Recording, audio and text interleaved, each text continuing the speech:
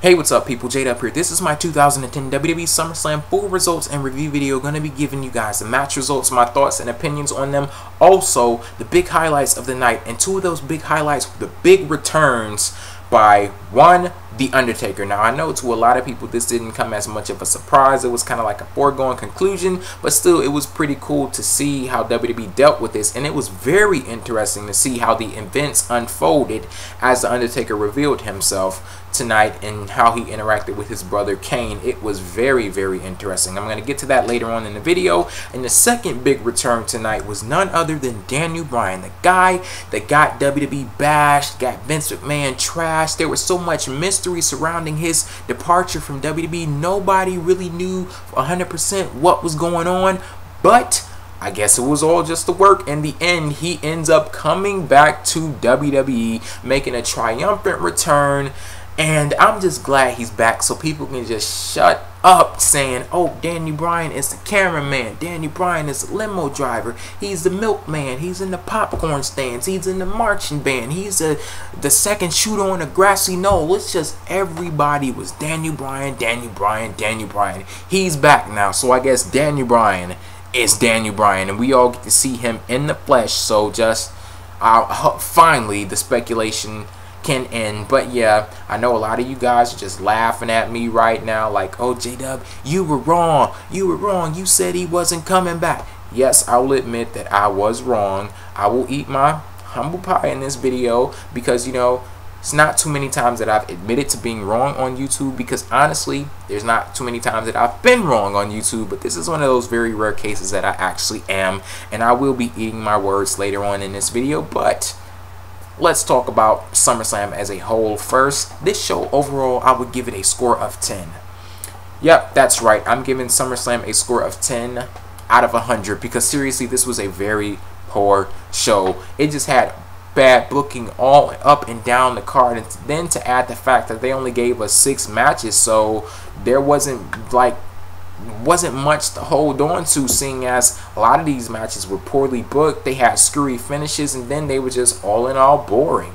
So yeah, let's just compare SummerSlam to WWE's last pay-per-view, Money in the Bank. That was the first incarnation of that pay-per-view. The only history that they had to go off of was one match concept, but it still turned out to be a good show. You had SummerSlam. It has such a long and wide history, over 20 years of SummerSlams, right? Then it had such name recognition. It had such tradition and prestige. SummerSlam, not so much of a good show. Money in the Bank, pretty good show. SummerSlam, I'd honestly say that this was one of WWE's worst pay-per-views this year. On to the first match of the night. Intercontinental Championship was on the line. Dolph Ziggler versus Kofi Kingston. Dolph Ziggler, the newly crowned Intercontinental Champion, facing off against the former champion, Kofi Kingston. This match didn't even get a proper conclusion, and I know a lot of people were pissed off by that, me being one of them, because I thought this was going to be a pretty good match, and I couldn't wait to see these guys tear the house down. I was kind of anticipating this match, but like I said, it didn't get a proper conclusion because Nexus ended up jumping over the barricades, interfering, causing this match to end in a no contest. And Wade Barrett, he jumped on the mic afterwards and basically said, this is what we have in store for Team WWE later on in the night. So no conclusion to this Intercontinental Championship match. But Dolph Ziggler, he still has the title, but once again he's robbed of his triumphant moment where he could celebrate the Intercontinental Championship after a victory. On to the second match of the night. Divas Championship was on the line. Melina versus Alicia Fox. Melina, she ends up winning this match. And hell, Nexus, if you wanted to interfere in any match, why not interfere in this one? Because I'm pretty sure a lot of people, they wouldn't complain. Hell, because seeing how this match turned out, hell, I wish somebody would come and interfere. But yeah, Melina, she ends up winning. The crowd was popping for her pretty decently, but there wasn't too much to be jumping for joy in this match. It was just so awkward. That's just like my one-word description for this match: awkward. These divas, they seem like they have no chemistry between each other whatsoever, and it, added up to be a pretty poor match. And to add insult to injury, we had LayCool. They ran down to the ring afterwards and basically just attacked Melina. Don't know what's going to come out of this. I read some people talking about maybe it's going to be a unification match. Hopefully it is, to get rid of that damn that besties women championship that they have on SmackDown. Hell, because they don't even have many divas on SmackDown. Like, they have just 3 active divas: Layla, Michelle McCool, and Kelly. So maybe they'll go for a unification of the 2 championships. Who knows? But yeah. Now, I didn't really like that segment. It's just WWE making filler. Like I said, they only had 6 matches confirmed for this show, and they're just adding a bunch of filler in this show. So, yeah. On to the third match of the night. Big Show versus the Straight Edge Society in a 3-on-1 handicap match. The Big Show ends up winning this match after CM Punk abandons his team, allows Joseph Mercury to be chokeslammed onto Luke Gallows. Big Show pins them. 1, 2, 3 matches over with. I'm pretty sure, you know, CM Punk is going to hand the Straight Edge Society their ass, even though he could possibly be the reason why they lost the match because he's their leader, but still he ran off and deserted them. And I'm glad he has that arm sling off of his arm, because hopefully he'll be, you know, back in active competition on SmackDown, because they really need him on that show. This was a pretty enjoyable match. Nothing too exciting or too shocking going on in this match. Big Show, you'll never get a 5-star match out of him, but I think he's a textbook case as to why not everybody in WWE has to be in-ring technicians, because like I said, you'll never get a 5-star, you know, technical, you know, classic match out of Big Show, but he's still a pretty entertaining character, and he puts on entertaining matches, and this was an entertaining match. Straight Edge Society, they were working on Big Show's hand throughout the entire match, but to no avail, because he still wins in the end. So there you go. On to the next segment of the night. We actually had The Miz. He came out to the ring. He delivered a promo, a great promo. Honestly, this was the best part of the night. You know, ignore the fact that I'm a Miz mark. Ignore this hat. I'm speaking, you know, 100% truth. Like, this was honestly, up until this point, the best part of the night. The Miz, he delivered a great promo. A lot of people said it was kind of like Rock-esque. I guess that's cool in my book, you know, for The Miz to be compared to The Rock. Pretty cool, you know, as far as I'm concerned. But yeah, he basically accepts a position as the 7th member of Team WWE to face off against Nexus later on in the night. So moving on, the 4th match of the night was Randy Orton versus Sheamus. This match was it was kind of like stale to me.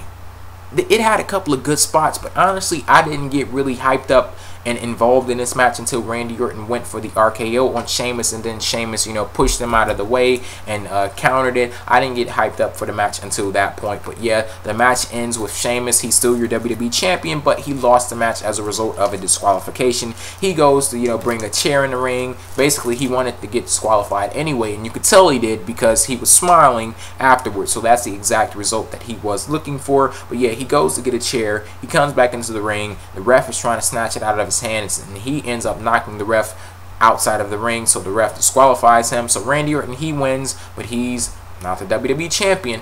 And I don't know why things like this just fly completely over my head, because I know in my preview video I said, both of these guys need the win, but Sheamus, he needs the WWE championship right now. So I guess this would have been the perfect solution. Well, I wouldn't say too much perfect. It was kind of like logical booking. But hell, even though I do understand why WWE did this, that still doesn't mean that I have to, you know, be jumping for joy and actually like it, because I didn't.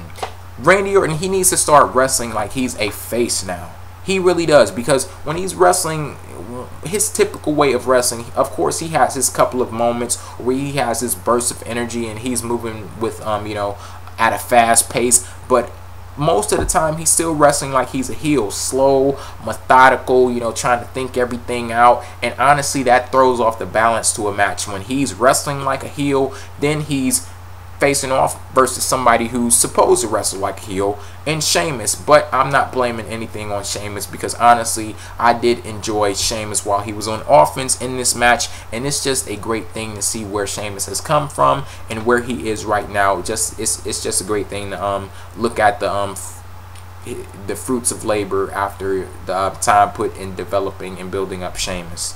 So, yeah, he's still your WWE champion. On to the 5th match of the night. World Heavyweight Championship is on the line. Kane versus Rey Mysterio. This is your typical Rey Mysterio match. He gets beat up for most of the match. He gets a little bit of offense, you know, some pretty cool things. But Kane, he ends up winning in the end. I believe Kane delivered a chokeslam to Rey Mysterio. Pinned him 1, 2, 3. But then he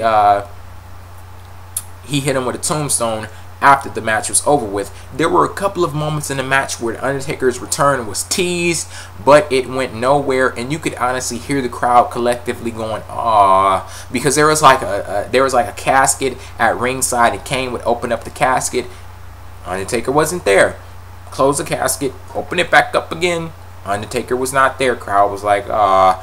Then he closes the casket down again, and he opens it up once again, and the Undertaker pops right out. And honestly, my face went from like sheer joy and excitement to like doom and gloom. Like the smile just melted off of my face, because to see Undertaker climb out of that casket, he had like gray stubble on his face. His hairline was pushed a little bit further back, and he was stumbling, could hardly walk. He was coughing. He seriously looked like a beaten and broken down old man. Like he aged 5 years in the short time that he's been gone from WWE.